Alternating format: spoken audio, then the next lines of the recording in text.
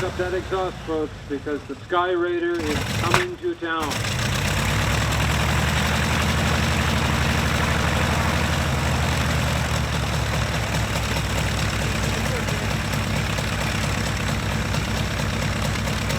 And turning over now, it's our FG-1D Corsair.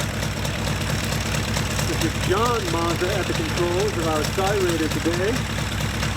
The pilot of the Corsair, Mr. John Fuentes, who switched from Grumman to Vought. Oh, what a wonderful sound that Skyraider makes. And what a sight she is to behold.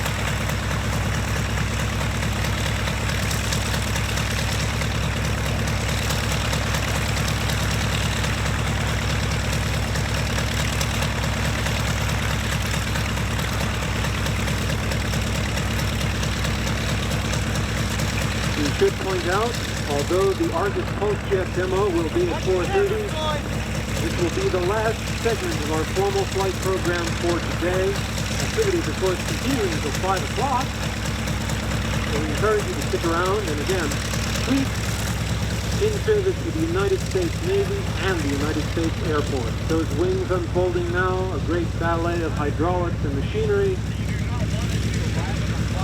John Mazza at the controls, preparing for today's flight.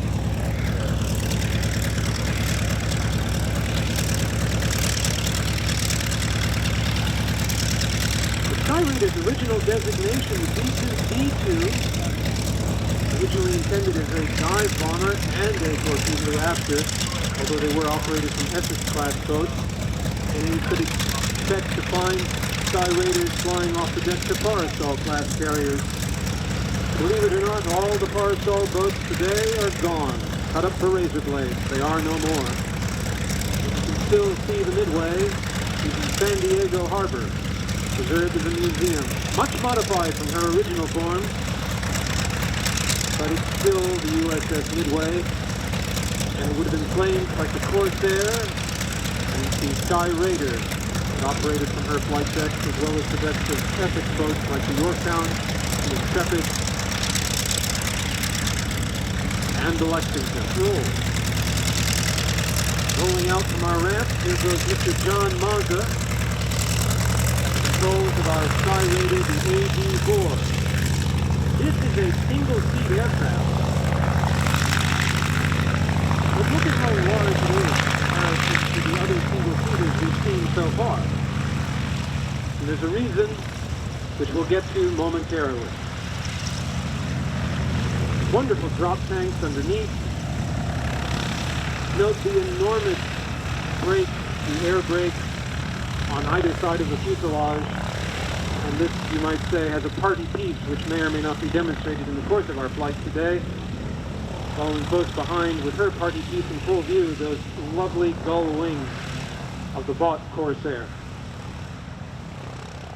The museum's Corsair we refer to as the FG-1D instead of the F4U.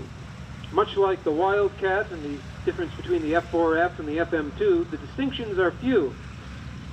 But the difference, the real difference, is who built the aircraft. The Aviation Museum's AD-4 Skyraider.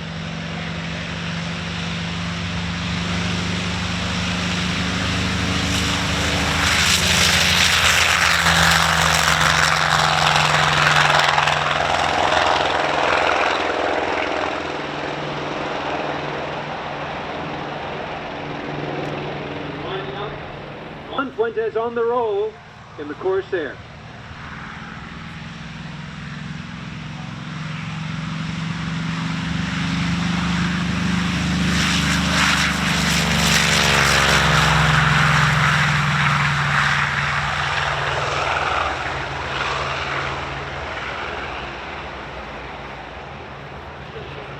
Referred to as the Whistling Death by the Japanese, who feared the aircraft so much. Her formidable armament and her excellent maneuverability, not to mention her power and speed, made her overwhelming to most of the aircraft that the Japanese had available at the time. The AD-4, however, was never considered for the role of fighter. In fact, the original role for this mighty airplane was dive bomber and torpedo bomber. Weapons. So what did they do? They got rid of the bulky hydraulic systems that were used to manage bomb bay doors. They got rid of the extra positions for the gunner and observer and for the bomb aimer. And so they put the AD-4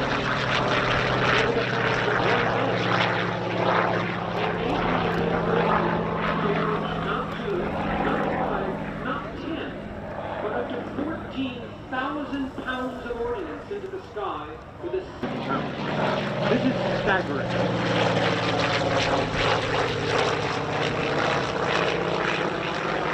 Even more staggering when you consider that just a few years earlier, to carry 14,000 pounds of ordnance required 4 engines to crew between 7 and 10 men and an array of defensive armament. So by dispensing with all of these redundant features, flew alongside the Skyraider in Korea.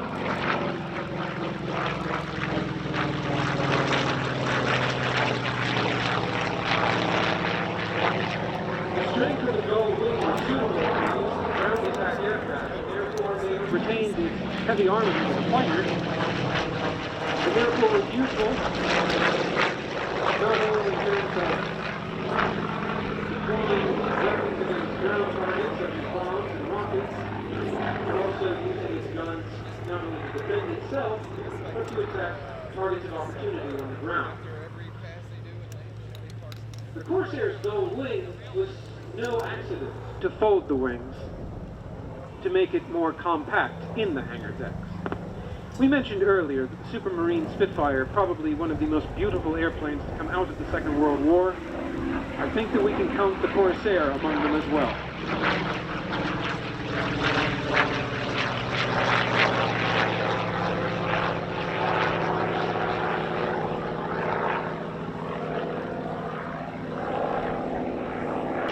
This was a great disappointment to the engineers at Vought who had intended this aircraft for carrier use.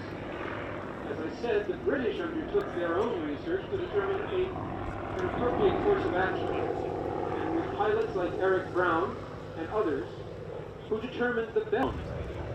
And that's exactly what they did with the Corsair. They effected an S-line approach, which gave them a final glimpse of the flight deck before the landing gear hit the deck and before they caught the wire. So they performed this unique approach of day using the radar sets available at the time. And this is a wonderful shot, folks. The Corsair and the Skyraider together again after some 70 years.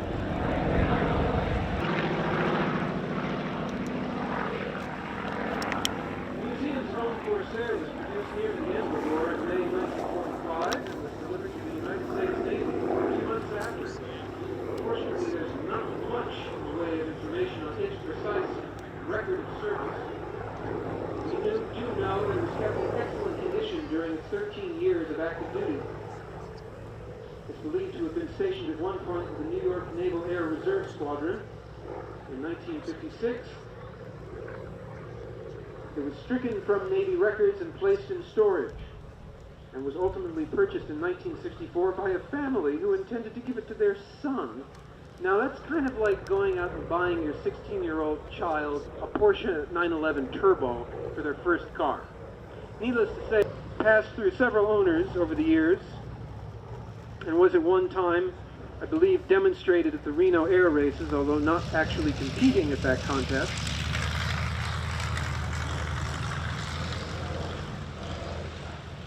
It was acquired in 2001 by the Fighter Factory, who undertook to repaint the aircraft in the markings of former local resident Ray Beecham, who was born in Norfolk, Virginia in 1918 and raised in Kitty Hawk, North Carolina.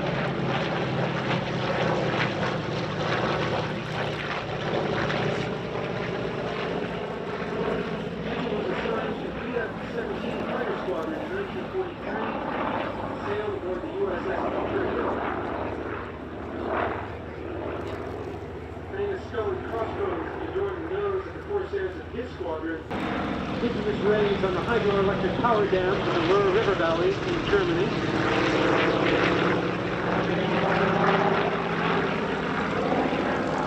FG-195 may well be one of the last operators of the Skyraider to employ it in its original role, that of dive bomber and torpedo bomber, and particularly torpedo bomber, beyond its anticipated shelf life.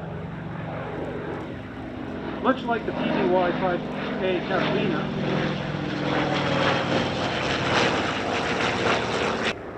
acting as VIP transport, electronic warfare platform, and as escort to helicopters on search and rescue missions during the Vietnam War, saving the lives of many men in the course of that conflict.